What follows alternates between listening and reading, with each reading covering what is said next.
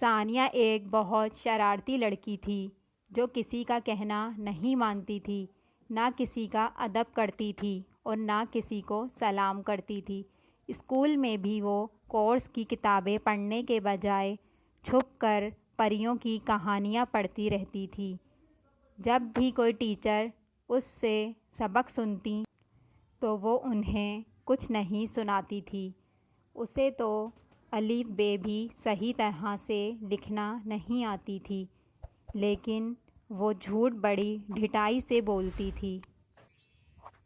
ایک روز اسکول میں اس کا قلم گم ہو گیا۔ اس نے اپنی ٹیچر سے کہا کہ میرا قلم کسی نے چرا لیا ہے۔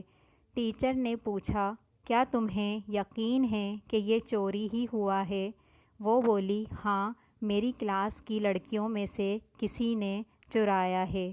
یہ سن کر ٹیچر مسکرائیں اور اسے ایک نیا اور خوبصورت قلم دے دیا اور کہا، یہ ایسا قلم ہے، اس سے اگر کسی کے ساتھ اچھا کرو گی تو اچھا لکھا جائے گا اور اگر کسی کے ساتھ برا کرو گی تو برا لکھا جائے گا۔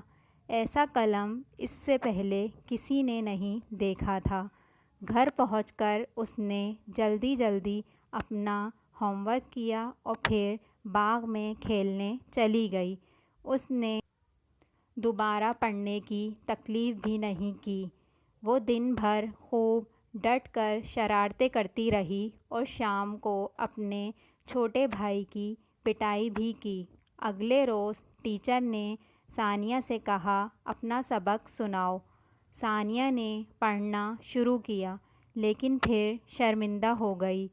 جادو کے قلم نے اس کا ہوم ورک نہیں کیا تھا، بلکہ اس کی سارے دن کی شرارتیں لکھ دی تھیں۔